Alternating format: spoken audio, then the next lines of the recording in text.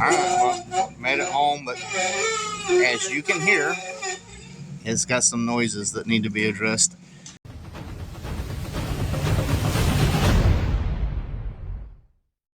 Alright, so what I'm doing today is I'm drilling these holes out. Now there's holes already in this, so when I lay this down, I can have the rib nuts through the floorboard, so all this will be solid, one solid piece. So I've already got the holes drilled out. Over here, I need to drill these out and then put the rib nut inserts in and use the tool to get that cinched down. And I think that'll be golden. So if y'all been watching for any amount of time, I got this rib nut tool from Hardell. I've been going pretty crazy with it. It's an amazing rib nut gun. Pretty self-explanatory. I explain it in the other videos too. But yeah, let's get this in. So basically you put the insert on, put it down, squeeze it, and then you want to adjust it a little bit more and squeeze it. Bless you, Chi-Chi. Let's get this done. Alright, so I got the rib nuts in, all but this one. So I made a mistake, and I didn't realize I was that close to the frame rail. So I can't get one in there, but 3 of the 4, that's going to be plenty. It's going through the floorboard. Like I said, I'm not doing any crazy racing or anything, so I don't think any of that's going to be an issue. I don't know what this wire is even to.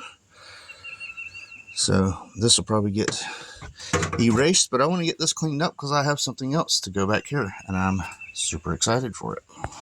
So got it vacuumed out, but as usual, when I want something clean, I turn to super clean.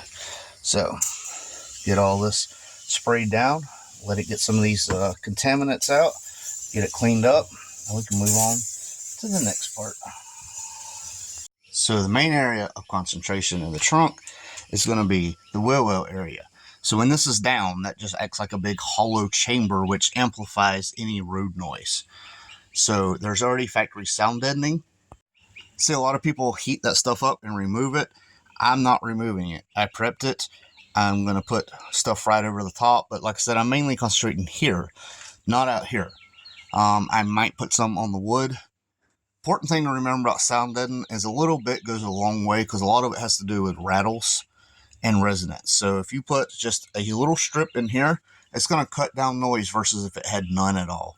So I'm going to do my best to get this, and let me show you what I got. So this is none other than Recoil Audio. They sent this out. It's got a roller. It even has a really cool X-Acto knife or razor knife. Really cool. And the sound deadening. Now, I believe the one I chose was the ultralight. They have some that's thicker and heavier duty, but you know, I'm not trying to add a ton of weight, but this is going to add weight. But I plan on just getting it cut out. I'm going to start and go around the edge and then get a pattern here. And yeah, let's get this knocked out. So it comes in these individual sheets here, pretty nice length. And it tells you basically the instructions right here, but I've already did most of that. But like I said, it comes with a roller, it comes with a knife. So I'm going to get some of this measured out and start putting it around. So just loosely sitting in here like this, I can see where I should cut around the back. I want to cut a little bit below the curb. And go ahead and get that marked out and start getting this laid in. Might be easier if you do 3 separate pieces. It's up to you, however you want to do it, however you're most comfortable with. You got to remember, this does not have to be perfect. Not at all. Brought it up a little bit higher right there because that's where the cord kind of falls through. I got it passed through the bottom to kind of hide it. So I didn't want any noise of that. So figured I'd spread it around. I do want to put a square like right here where the battery box would go on the other stuff. And then I need to fill this area. So let's get started. All right, so that's how it looks. So a couple things to go over. I talked with some people that I know that install this on the regular. Yes, you can go over the top of other sound deadening. They said there's multiple builds where it's super loud that they've put like 3 pieces, like in the doors and stuff, over top of each other just to make it super insulated. He said spaces like this, if you come up short, it's not that huge of a deal. You don't have to take your time, recut, remeasure everything, or make little patch panels. It's not going to make that big of a difference. Also, if you're doing the job right, nobody's ever going to see this. So it doesn't really matter how it looks as long as it's on, like stuck. So you need to make sure that you go over every little corner and stuff with the roller that they provide you. It's there for a reason. So this is where I'm at. I'm almost done with this little project here. I got plenty left over. so I can pull the seats out and put it all up there and really help with quieting this thing down. But this was the most important part to me because I could hear anytime the bass hit or anything, I could hear all this noise and resonance back here. So I wanted to get this fixed. All right, guys, they do have like pre-cut kits for all this. I'm not into all that. I just wanted to quieten this down a little bit. Where I'll get a little bit more picky is going to be up here. That's why I saved the rest of this. You will get some odd and end pieces. Doubt that's going to stick to the wood. I was just giving it a try. But now that this is down, this is not going to resonate all this noise when I put my new recoil audio amp in. Yes, an upgraded amp. Alright, so I got the rib nuts in. I'm going to drop this down, bolt everything down. I put a pass through there so everything's good. This will still be bolted 4 spots, and this will be secure. I do want to see about, I got a piece of aluminum, there's an old stop sign that I bought from an auction. I do want to put it there and put a thinner piece like that over it. Ignore the mess. I had all this cleaned up and then I ruined it all. Regardless. Anyway, I had all this cleaned up and now I do not. So, got to get all that fixed. And now you can't even tell how crappy of a job I did on laying out the sound deadener. And like I said, don't have to be perfect. For those of you who don't know, I've beat the Incredible Hulk in arm wrestling. And he got mad and went and got Red Hulk. I beat Red Hulk too. I can't budge this, so this ain't going anywhere. This is through the wood, through the floor, and then there's an actual through bolt here. So, this ain't going nowhere. I can flip this car 17 times. That's going to sit right there. Promise you that.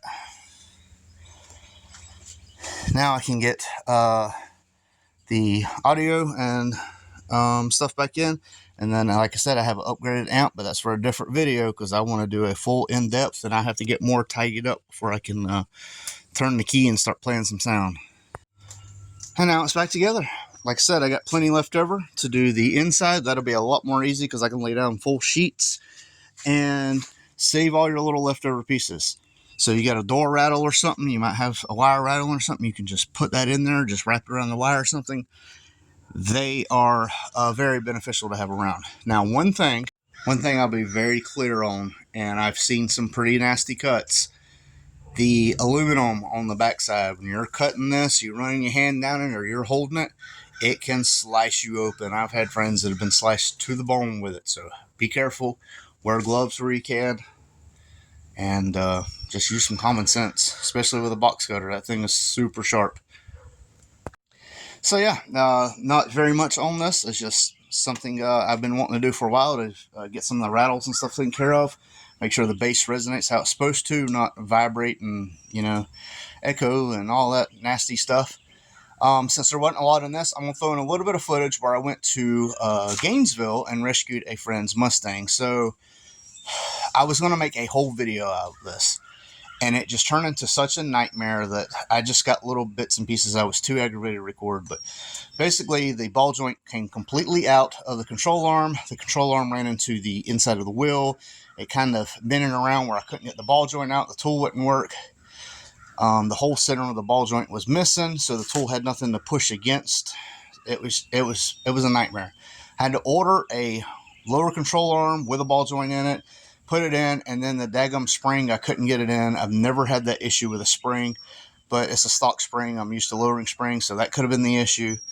Regardless, we got it in, drove the car home. This is going to be a little bit of the footage here and there, and yeah.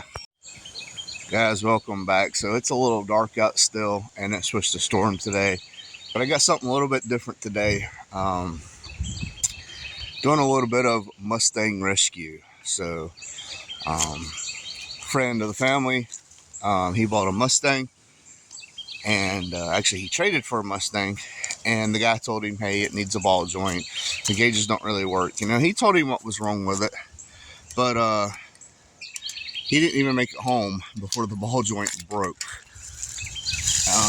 He is leaving today on a cruise, and the vehicle is stranded in Gainesville, about 45 minutes away. So yeah, we're going to go rescue a Mustang, and it's supposed to be a hellacious storm today, so let's see how this is going to go. It's going to rain! Thanks, Ollie. Alright, so in order to get the O-ring out, this was already cracked, so I had to dimple it in to get that off, which that can be pushed back. Underneath here, none of that will come out. That's part of it. So when I was pushing this, you got to push it from the top down.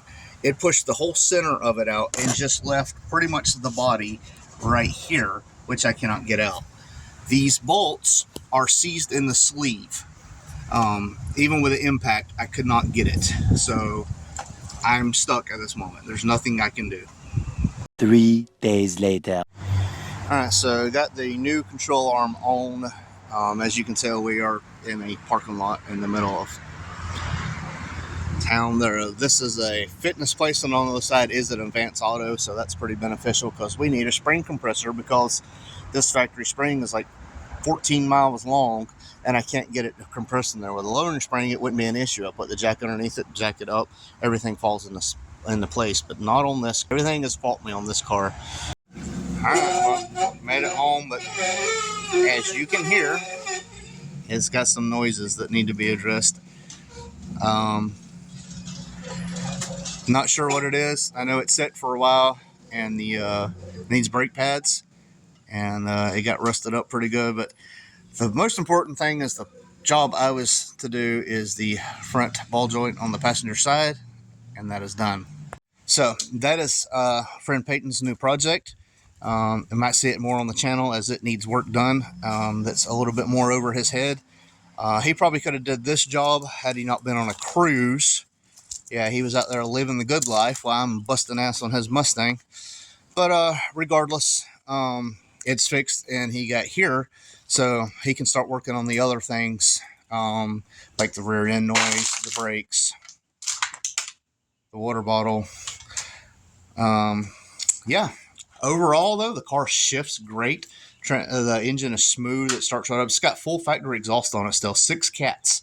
Starts up with just smooth as can be. It's just suspension and brakes from it's been neglected pretty much. The seats, I didn't get a video of the inside. The seats are immaculate. They look brand new. They're tan though. That's the only downside. I'm not a huge fan of the tan. Door panel, the buttons are pushed in, but that's an easy fix.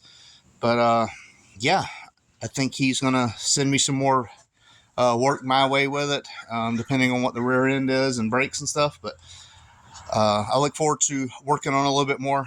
I joked with him, told him if I'd never see it again, it'll be too soon, because this car has faulted me every step of the way. Getting that spring in was unbearable. Like, it was just ridiculous that it was that hard to get that spring in. I've never had the issue with any Mustang. Like, it usually I drop the arm, put it in, jag it up, and it's there. This one, no. Anyways, wasn't a full, huge, entertaining video, but just something out of the norm of me going to go rescue a Mustang 45 minutes away, driving it home, and sending the owner about his merry way. So let me know what you think. Recoil audio with a sound deadening and the whole kit. Full recoil audio in the car. Loving it. Rescued a Mustang. All in all, pretty eventful. Not too bad.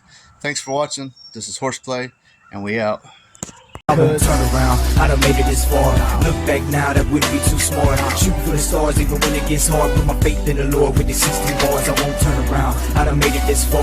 Look back now, that wouldn't be too smart. Shoot for the stars even when it gets hard. Put my faith in the Lord with the 60 bars. I won't turn around, I won't turn around. No matter how far I go, I'll never come.